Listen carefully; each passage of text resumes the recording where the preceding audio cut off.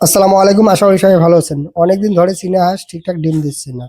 আর এই হাঁস যেন ঠিকঠাক ডিম দেয়, তো এই জন্য কয়েকটা উপাদান দিয়ে একটি খাবার বানিয়ে ফেললাম। তো কোন কোন উপাদান দিয়ে খাবারটা বানালাম অবশ্যই আমি আপনাদেরকে এই ভিডিওর মাধ্যমে দেখাবো। এর পাশাপাশি কেন চীনা হাঁসগুলো ঠিকঠাক ডিম দিচ্ছে না সেটাও আমি আপনাদেরকে এই ভিডিওর মাধ্যমে জানাবো। এখন যে ছোট পরিসরে ইনকিউবেটর মেশিনটা দেখতে পাচ্ছেন, তো এটা একজন মহিলা মানুষ অর্ডার করেছে, হাঁসের ডিম বসাবে। তো এটার একটু কাজ বাকি ছিল, সেটা কমপ্লিট করতেছিলাম। যেহেতু মহিলা মানুষ নিয়েছে, তো এটাকে সুন্দরভাবে সবকিছু সেটিং করে দিতে হবে। এর পাশাপাশি সেখানে গিয়ে ডিম বসিয়ে সবকিছু বুঝিয়ে দিতে হবে। অনেকে আমার কাছ থেকে ইনকিউবেটর মেশিনগুলো নিয়ে থাকেন, কিন্তু যাদের বাড়ি কাছাকাছি হয় সেখানে গিয়ে সবকিছু সুন্দরভাবে সেটিং করে দিয়ে তাদেরকে বুঝিয়ে দেই।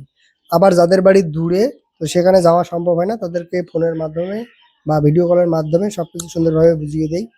আজকে যিনি আমার কাছ থেকে এই মেশিনটা নিয়েছেন, আমার বাড়ি থেকে তার বাড়ি কাছাকাছি হওয়ায় তো সেখানে গিয়ে আমি ডিমগুলো বসিয়েছি। এর পাশাপাশি এই মেশিনটা কিভাবে পরিচালনা করতে হয়, কখন আর্দ্রতা কত রাখতে হয়, আমি সবকিছু সুন্দরভাবে ওনাকে বুঝিয়ে দিয়েছি।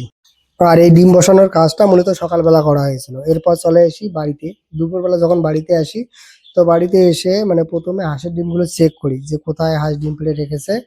ডিম বসানোর সময় ডিমে চিহ্ন দিয়ে নিয়েছিলাম, যেহেতু এটা হাঁসের ঘর, এখানে হাঁস থাকে, তো সেক্ষেত্রে এই বাসাতে হাঁস ডিম পাড়তে পারে। তো সেজন্য ডিমগুলোতে চিহ্ন দেওয়া হয়েছিল, কিন্তু চিহ্ন বা ডিমগুলো বসানোর 1 থেকে 2 দিন মানে সেখানে গিয়ে নিয়মিত চেক করলেও কোনো রকম কিন্তু আমি ডিম নতুন পাইনি। তবে 5 থেকে 7 দিন পরে এসে দেখি যে কিছু কিছু বাসায় হয়তো 2টা 3টা ডিম বেশি পেড়ে রেখেছে।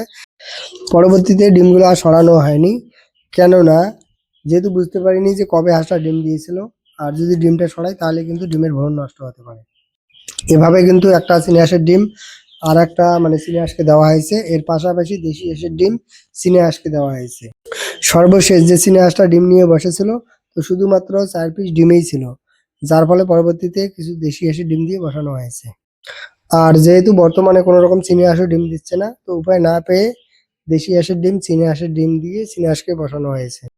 আর আজকে 7 দিন পর হাঁসের বাচ্চার ব্রুডিং এর লিটারটা পরিবর্তন করে দিলাম। তো 0 থেকে 7 দিন পর্যন্ত এগুলোর জন্য ব্যবহার করা হয়েছে পাটের বস্তা, তো সেটা তুলে আজকে এখানে ব্যবহার করলাম ধানের গুঁড়ো, অনেকে আবার এটাকে তুষ বলে।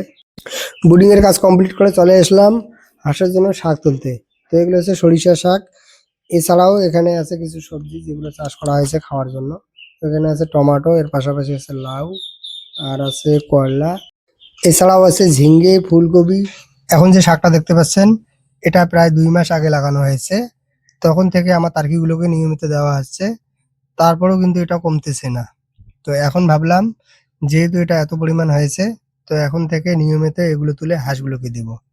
আর আমার হাঁসগুলো যেহেতু আবদ্ধ অবস্থায় পালন করি, আবদ্ধ অবস্থায় যদি খাবার ঠিকঠাক দেওয়া না হয় সেক্ষেত্রে কিন্তু হাঁস ঠিকঠাক ডিম দিতে চায় না। তো আমার টোটাল চীনা হাঁস আছে 19 পিস। 19 পিসের মধ্যে 2 পিস পুরুষ আর বাদবাকি 17 পিস মহিলা। সবগুলো ডিমের রানিং হাঁস। এরপরেও এখান থেকে 1টা থেকে 2টো করে ডিম পাচ্ছি। যদিও হাঁস হিসেবে এখানে 10 থেকে 12টা মানে প্রতিদিন ডিম দেওয়ার কথা, তারপরেও এত কম ডিম পাচ্ছি। এর কারণ হচ্ছে সঠিক যত্ন বা সঠিক খাবার না দেওয়া। এর আগের একটা ভিডিওতে আপনাদেরকে দেখিয়েছিলাম যে হাঁস কম ডিম দিচ্ছে, তো সেই সময়ে ভালো একটা খাবার দিয়েছিলাম। এর কয়েকদিন পরে হাঁস থেকে কিন্তু ভালো ডিম পেয়েছিলাম।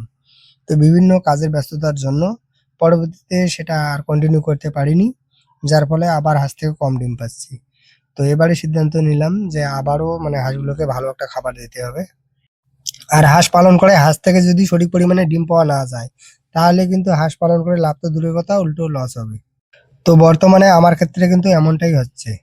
কিন্তু আমার কাজের ব্যস্ততার জন্য ঠিকঠাক একটা সময় দিতে পারিনি। যেহেতু কাজের পাশাপাশি এই খামারটা পরিচালনা করি, মূলত দুপুরবেলা আমি 2 ঘন্টা সময় পাই। আর এই 2 ঘন্টার মধ্যে আমাকে ভিডিও তৈরি করতে হয়।